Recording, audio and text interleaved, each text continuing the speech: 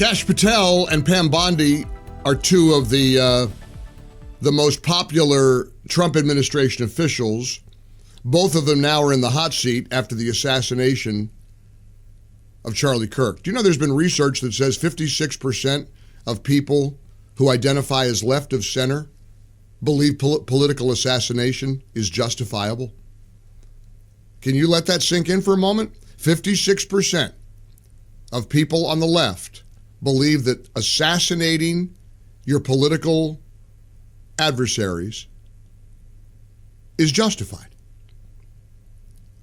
This is not a small number anymore. What we've witnessed is an extraordinary explosion of the justification of killing political opponents.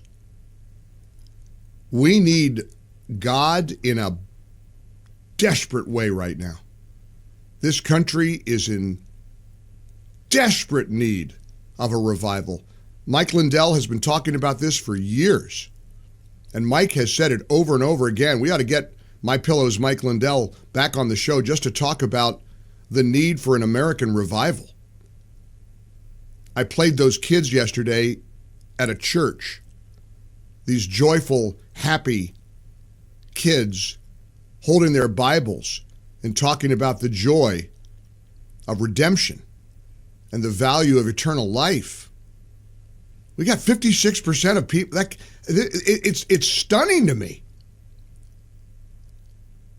There has been a gradual acceptance of what happened to Charlie Kirk.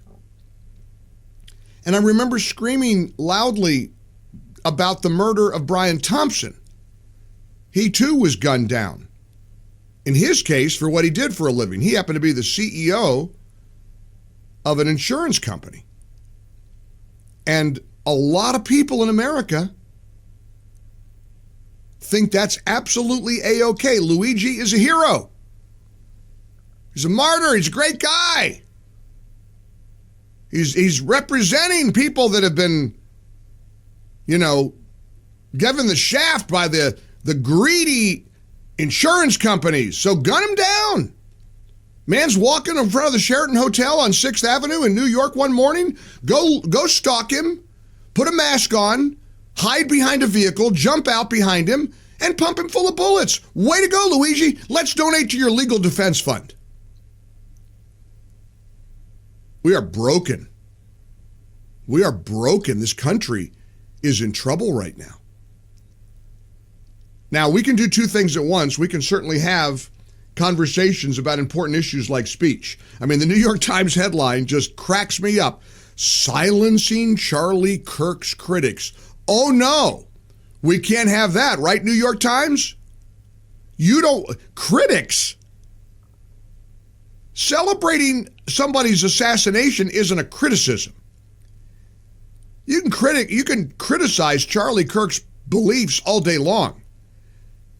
Joyfully celebrating his assassination is not criticism. Silencing Kirk's critics. I can't believe what I'm reading. Oh, you know what those MAGA people are doing? They're getting people fired for just criticizing Charlie Kirk. No, people are getting fired because like ghouls, like demons, like actual real world devils, they're happy, joyful that a 31-year-old husband and father was assassinated in front of thousands of horrified people. I don't even know, but we got to begin with Pam Bondi, and I'm going to do that because I don't want to ever stifle I got tons of emails about this. Here it was yesterday. This is Pam Bondi on the Katie Miller podcast. There's free speech and then there's hate speech. And there is no place, especially now, especially after what happened to Charlie, in our society. Do you see more law enforcement going after these groups who are using hate speech and putting cuffs on people so we show them that some action is better than no action? We will absolutely target you, go after you if you are targeting anyone with hate speech, anything. And that's across the aisle. Uh-oh. All right, 800-655-MIKE. Reactions have ranged from Eric Erickson out of Atlanta calling her a moron. Mary Catherine Ham, somebody I respect. No, that's not correct. A lot of people on our side are saying that is absolutely the wrong thing to say. My buddy Mark Davis gives Pam Bondi some grace by saying she's just not a very good communicator. I don't know if we could just chalk it up to poor communication, but let me lean into the smartest audience in the world. That's you, 800-655-MIKE. Let me lean into your calls. I want you to flood the zone with your reaction to what Pam Bondi just said. We are going to target people who commit what she called hate speech in the aftermath of the gleeful celebrations of Charlie Kirk's brutal murder. Mike Gallagher. There's free speech and then there's hate speech. And there is no place, especially now, especially after what happened to Charlie, in our society.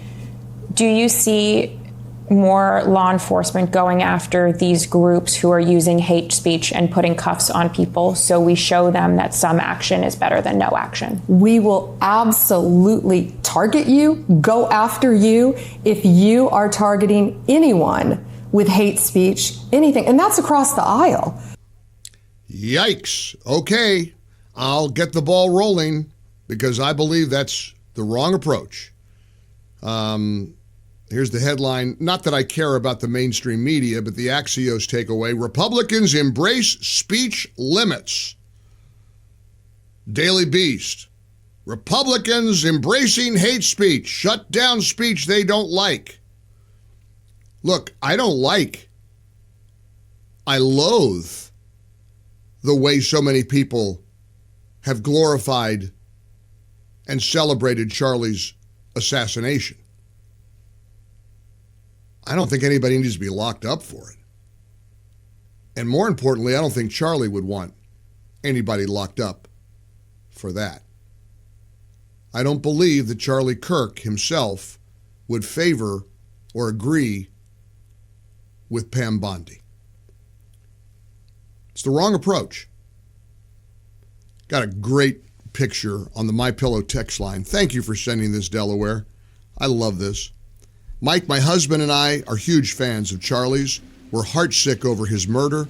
Here we are proudly wearing our We Are Charlie t-shirts. Also, big fans of your show. We watch it on Salem News Channel every day. Thanks so much, Marty and Tammy from Greenwood, Delaware. And you look great. Marty and Tammy, I love it. They both got their I Am Charlie t-shirts on. I have a Charlie Kirk t-shirt that I got from a Charlie Kirk event. I almost wore it the other day at the event we had in South Carolina, but then I thought, it's maybe a little bit too much of inserting myself into the whole Charlie Kirk story. I don't know. It just felt, it felt a little, I don't know. It was like an event with a bunch of listeners in South Carolina. So, but maybe we ought to start all wearing our I Am Charlie shirts or anything that can honor Turning Point, where thousands and thousands of requests have been coming in to start chapters.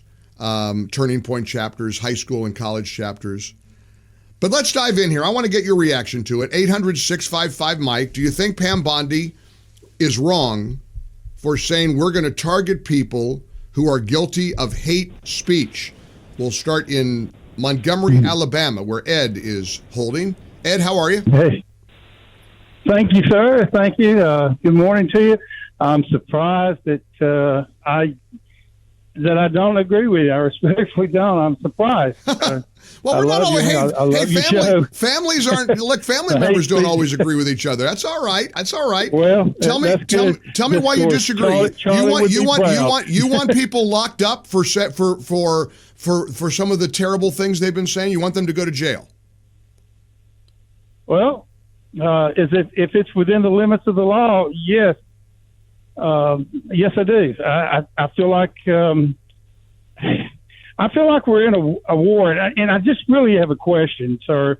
What did we do? I'm old enough to remember the '60s, Kennedy and Bobby, JFK. Sure. But I wasn't intellectual. I was still playing Hot Wheels. I was still playing with my Tonka toys. I wasn't connected to it. But I just want to know the question: what did we do then? How did we turn it around then when there was so much communistic influences, hippies, and that movement out of colleges? It all came out of colleges. What did we do then? How did we turn it around? I'm a little bit confused. I don't think we were going around jailing people. If there were any people who were celebrating Reverend Martin Luther King's assassination, and I don't know that there were. If there were people celebrating Bobby Kennedy's murder, and I don't think there were, I don't think we locked anybody up. I want you to hear yourself, and I love you, and I do. I know people stood around the TV and danced when Kennedy was assassinated. Okay, you want them to go to jail? Did any of those people get locked up? I'm asking, what did we do about it? All right. Well, what did we do about the situation then? Well, we didn't lock people up, Ed. We didn't put people in prison. That's not an answer. Well, that is the direct answer. You're not answering me. I'm asking you, you want people locked up for celebrating Charlie's murder. Sure. Again, I've already said it. Affirm it. Second time, sure. Oh, no, yes, you didn't affirm it. You didn't within the limits of the law. Right, that you didn't affirm it. You qualified it by saying within the limits of the law, and the limits of the law include the Supreme Court defending free speech. As awful as it is, right. I mean, I think Charlie would say you got to defend reprehensible speech, or we are gonna live in a dictatorship. Look, I know we're all upset, Ed, about Charlie's murder. We're all grieving, and I think we're not thinking clearly. And with all due respect, and I say this with love, and I appreciate you listening to the show, I don't think you're thinking this through.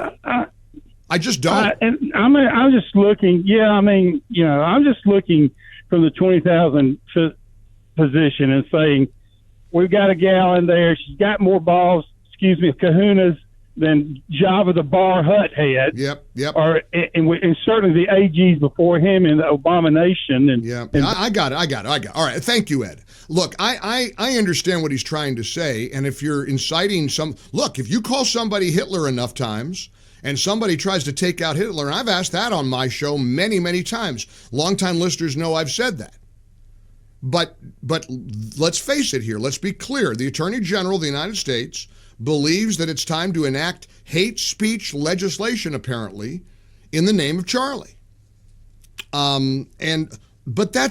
look, the media is flipping out over the way sophisticated online sleuths are identifying teachers and doctors and mental health professionals and people of authority, professors, who are saying these reprehensible things, and they're getting them fired. Or at least they're shaming them publicly. But that's not the government stepping in and targeting people who are saying that. That's the free-flowing exchange of people who have a laptop, for people who have a phone, for people who have eyes to see, and they're saying, look at that guy. He's a teacher, and he's showing the video of Charlie's assassination to his 10-year-old students. Now, should he be arrested for that? Or should he be fired? I believe, in the spirit of my friend and colleague Charlie Kirk, that we better be real careful about enacting hate speech legislation. And this has always been an objection that we've had for a long time. Democrats are the ones that come up with, they're the ones that want to lock people up. Now, maybe people are of the position that it's time to let turnabout be fair play. Now it's time for them to kind of be on the receiving end of this. 800-655-MIKE. It's a tough, and Ed, it's a complicated issue there in Montgomery, Alabama. I get it. You say you're in the deep South. You know my affinity for the South. I'm not. Your geographical location doesn't diminish or boost your position. I just think it's the wrong approach, and I don't think Charlie would have wanted that. For full shows, live and on demand, it's Salem News Channel.